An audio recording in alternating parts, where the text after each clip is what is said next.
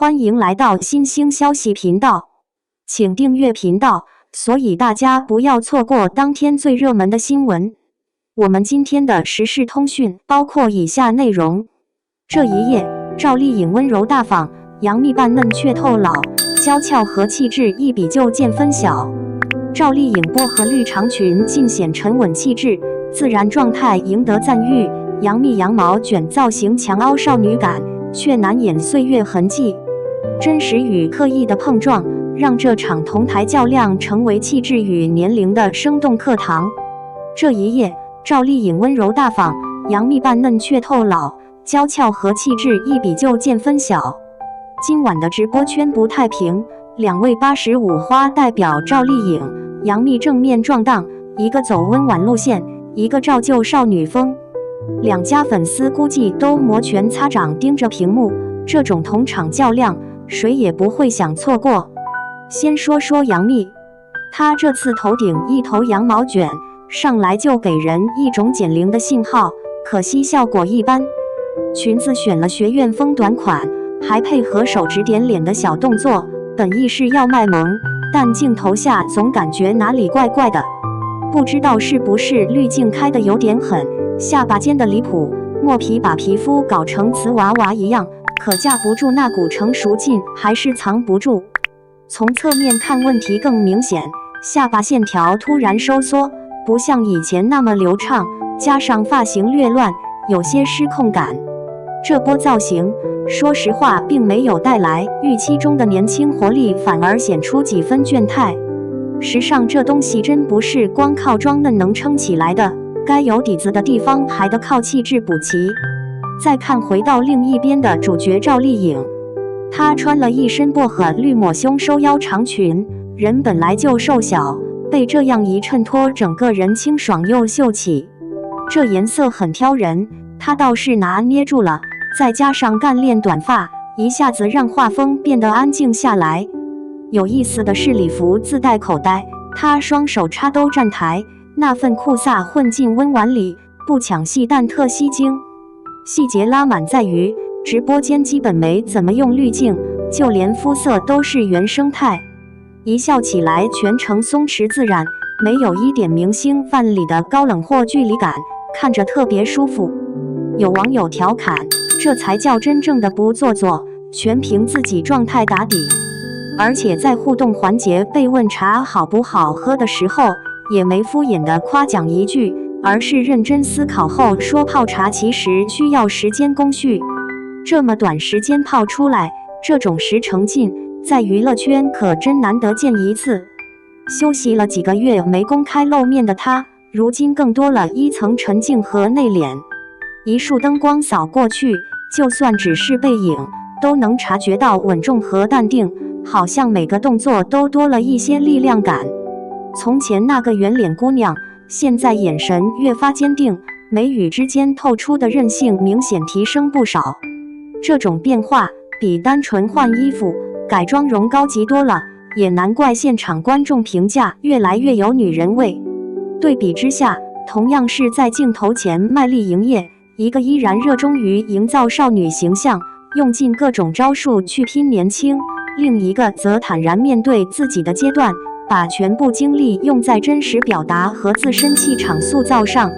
如果非要拿二者放一起称斤论两，很容易发现刻意的与自然的差距远超外表年龄本身造成的落差。当然，每个人都有选择自己路子的自由，只不过年纪摆在那里，总不能永远停留在某个标签里打转。一味追求所谓娇俏或者青春，其实挺累人的，到最后未必讨巧。相反，那些经历过起伏后留下来的笃定和平静，更容易让人记住。不少粉丝评论道，现在更喜欢赵丽颖这种轻描淡写，却处处透露底气。双引号，不得不承认，有的人适合甜美挂，但如果骨子里缺乏对应支撑，再怎么包装也只能是一阵风潮。而像赵丽颖这样慢慢由内向外散发出来的一致性魅力，就是岁月送给她最好的礼物。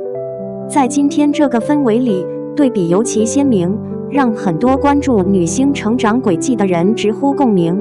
看到他们仿佛就在看自己的蜕变过程。至于颜值方面，争议一直不少，不过金碗滤镜开的大小、妆容厚度这些表面功夫已经掩盖不了核心区别。当所有技巧褪去以后，是不是足够坦荡，是不是愿意展现最真实的一面，这才是真正决定观众买账与否的重要砝码吧。毕竟大家看的不仅仅是一场秀，还有背后的态度跟故事情绪投射进去之后产生的新火花。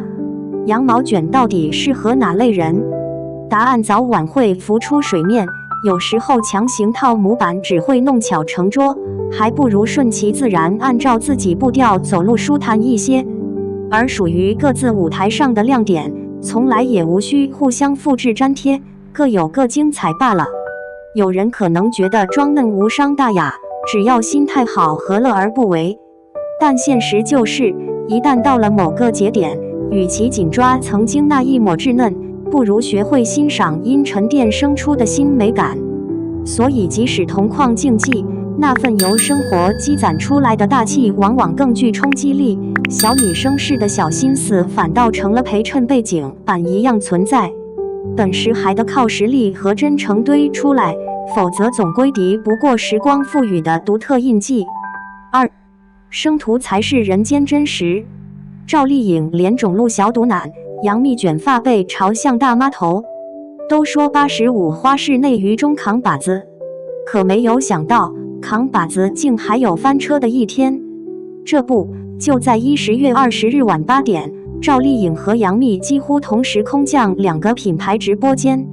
这场85花的正面 battle 直接把热搜炸成烟花，甚至有看热闹不嫌事儿大的官方号还将它们放在了一起来比较。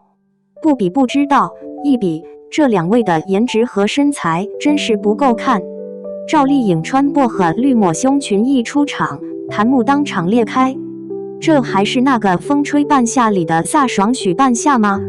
脸圆了一圈不说，手臂和肩背明显厚实不少，头小身子大。仔细一看，坐下时后腰间甚至挤出小肚腩，生图里苹果肌饱满的像刚打了玻尿酸。更要命的是，她全程表情管理下线，不是低头抿嘴，就是眼神飘忽。被主持人追问最近是不是胖了时，尴尬的把提词器都叮出火花，甚至在直播间中手插口袋，看着特别随意和不专业。这要是把精细图放在一起，差点会以为是2个人呢。小肚腩和厚实的背都没有了，甚至还把圆润的下巴给 P 圆了。另一边，杨幂的造型更具争议性，顶着一头羊毛卷盘成的丸子头，被网友群嘲撞脸成丽莎。